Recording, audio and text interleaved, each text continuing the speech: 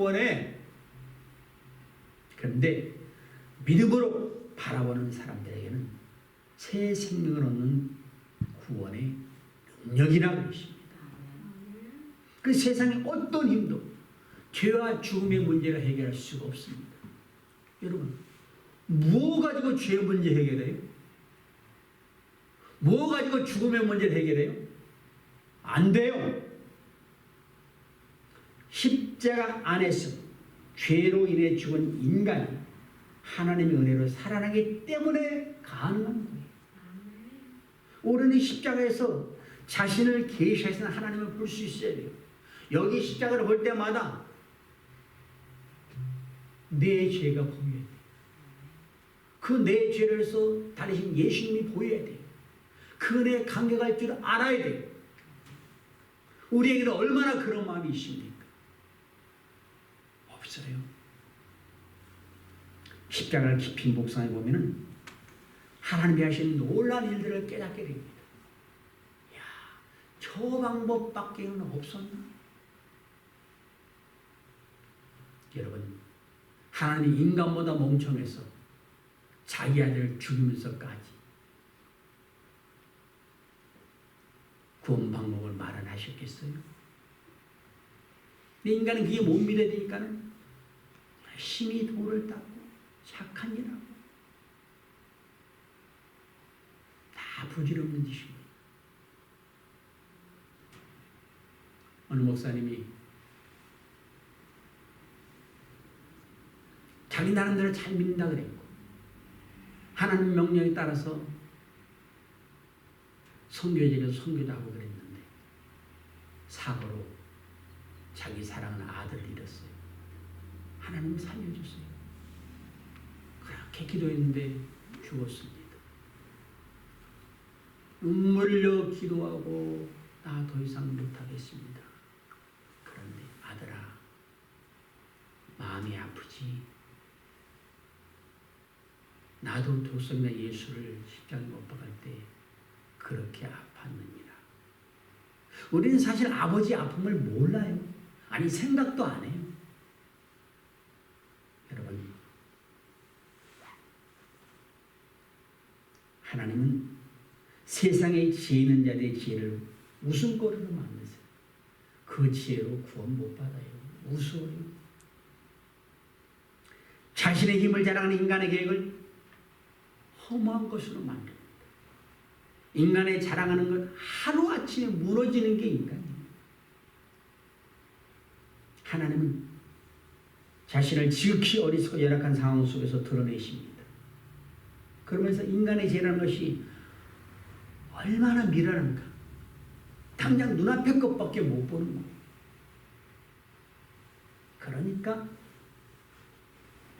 세상이 재밌어서 그렇게 빠져서 그렇게 사는 거예요. 인간의 상식으로는 위대한 영광과 권능의 방법으로 하나님이 자신을 보이기 원하는데 하나님은 수치스러운 십자가 속에서 자신을 보여주셨어.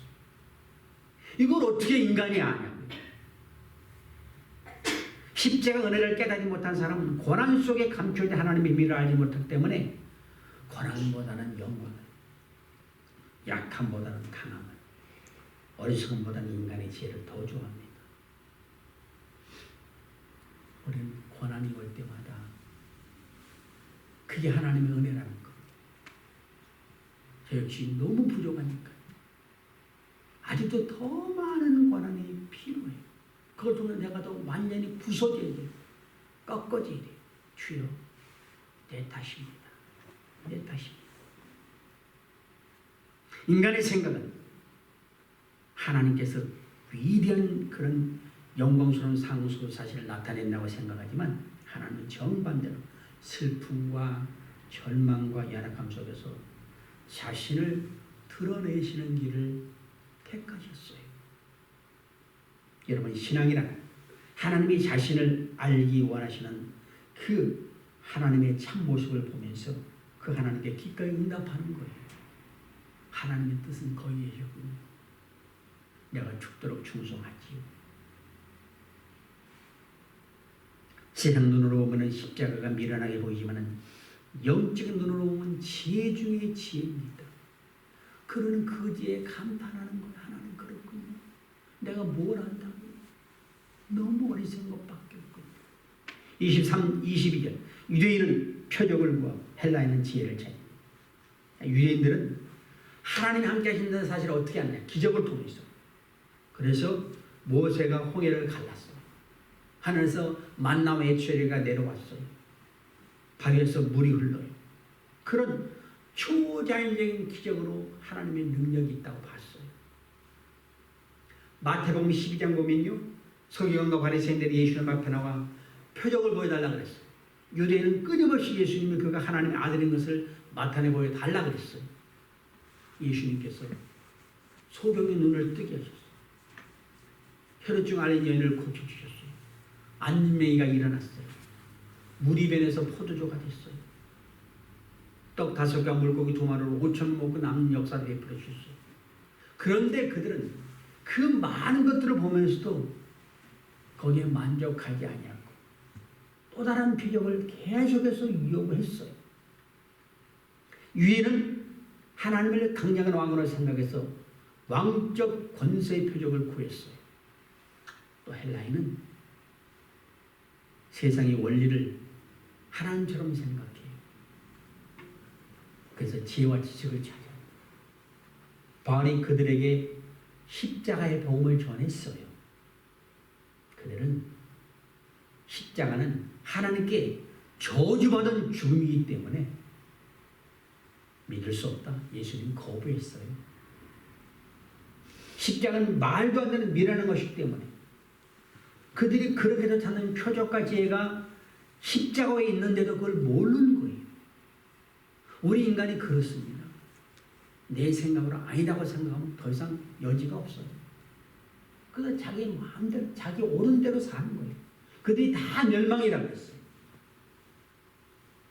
우리는 하나님의 영광에 이르기 전에 반드시 거쳐야 할 길이 뭐냐? 고난의 십자가의 길이에요. 그를 인간이 못 깨달은 거죠. 23절 우리는 십자가에 못 박힌 그리스도를 전하니 유대인은 꺼리키는 것이요 이방인들은 미라는 것이라.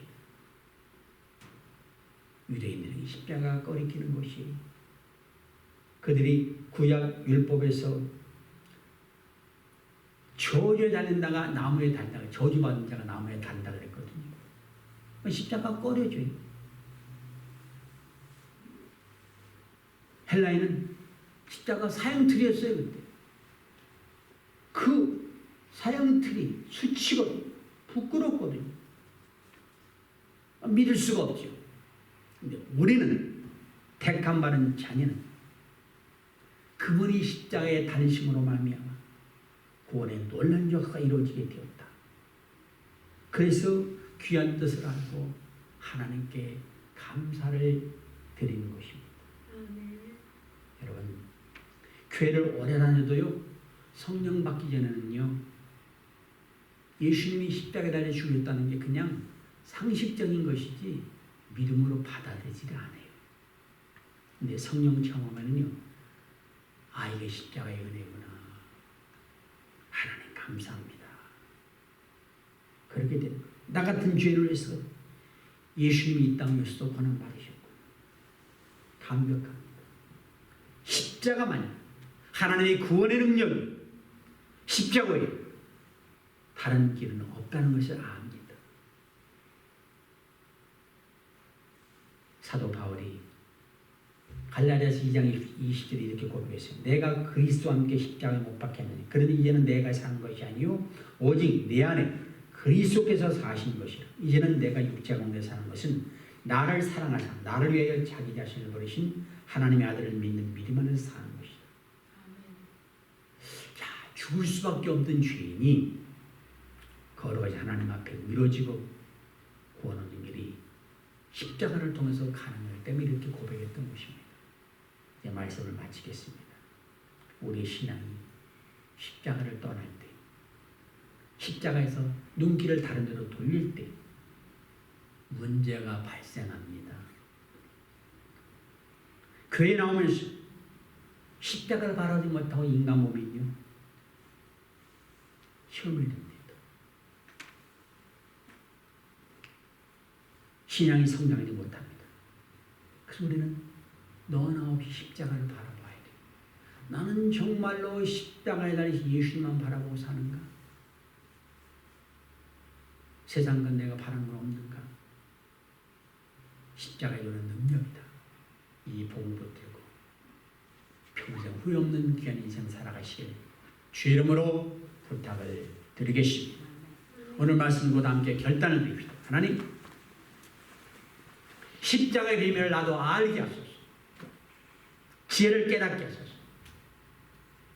십자가만 진실로 인생에게 구원을 준 유일한 기름을 알고 그 십자가를 자랑하는 자가 되겠소. 하나님께 결단 기도 드립시다.